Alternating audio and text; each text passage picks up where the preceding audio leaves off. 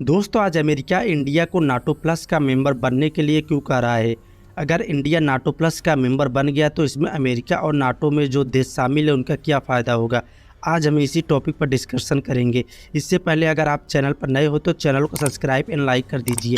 ये आपके लिए फ्री है लेकिन इससे हमारा बहुत कुछ हो सकता है। नॉर्थ अटलांटिक ट्रेटी ऑर्गेनाइजेशन यानी नाटो रसिया यूक्रेन वार के शुरू होने से खबरों में है।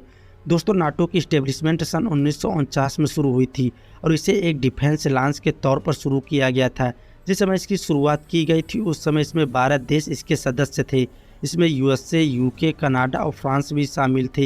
इसमें शामिल देशों ने हमले की स्थिति में अपने साथियों की मदद का प्रण लिया था। कुछ विशेषज्ञ का मानना है कि अगर इस अलायंस को रूस के खिलाफ तैयार किया गया अलायंस कहे तो गलत नहीं होगा। उनका तर्क है कि इस ऑर्गेनाइजेशन को द्वितीय विश्व युद्ध के बाद शुरू किया गया था। इसे शुरू करने का मकसद ही यूरोप में रूस जो उस समय सोवियत संघ था उसके विस्तार को रोकना था। साल 1991 में सोवियत संघ का पतन हो गया। इसके बाद इसे यूरोपियन देश जो वारिस संघ के रूस के साथ थे वो भी नाटो में आ गए। नाटो में इस समय यूँ तो 30 सदस्य देश है मगर 10 अलग अलग ग्लोबल पार्टनर के तौर पर है मगर सदस्य नहीं है, जैसे जापान और ऑस्ट्रेलिया। इस ऑर्गेनाइजेशन का हेडक्वार्टर ब्रुसेल्स में है। जो देश इसके सदस्य में तुर्की सबसे आम है। 6 फरवरी 2019 को मैसेडोनिया इसका सबसे नया सदस्य बना था।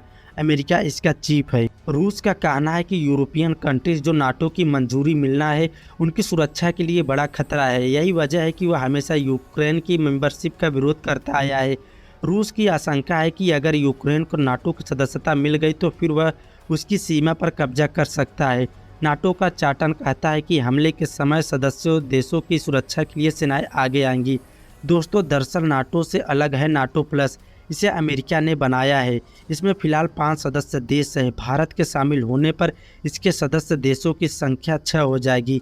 मौजूदा 5 सदस्य देशों के नाम है ऑस्ट्रेलिया, न्यूजीलैंड, जापान, इजराइल, दक्षिण कोरिया।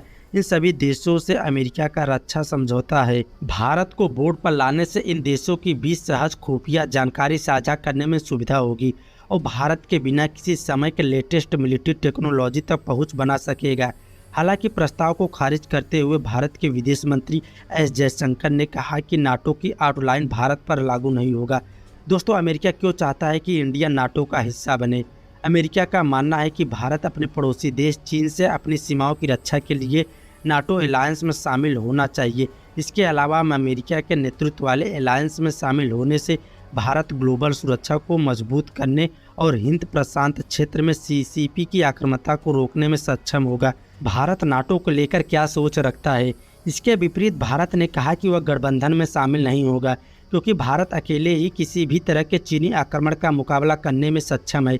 इसके अलावा भारत का मानना है कि वह किसी भी ऐसे गठबंधन का हिस्सा नहीं बनेगा जिसका मकसद मिलिट्री तरीके से किसी मुद्दे का समाधान करना होगा।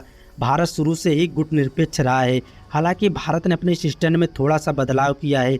भारत ने कहा कि वह पहले अपने हित देखेगा लेकिन अगर भारत इस अलायंस का हिस्सा बनता है तो उसे बार बार उन लड़ाइयों का हिस्सा बनना पड़ेगा जिसे अमेरिका शुरू करता है। जैसे अफगानिस्तान युद्ध, इसमें नाटो के सभी 30 देश शामिल हुए थे चाहे वह युद्ध में शामिल होने का मन था या नहीं। इसके साथ ही मगर भारत नाटो का हिस्सा बनता है तो रूस के साथ भारत के संबंध बिगड़ जाएंगे जो भारत नहीं चाहता है क्योंकि रसिया भारत का बहुत करीबी मित्र है। रसिया हमेशा ही इंडिया के साथ दिया है। दोस्तों इसमें आपका क्या ओपिनियन है कमेंट सेक्शन में बताएं। दोस्तों जाने से पहले चैनल को सब्सक्राइब एंड लाइक कर दीजिए। मिलेंगे नेक्स्ट वीडियो में। जय हिंद।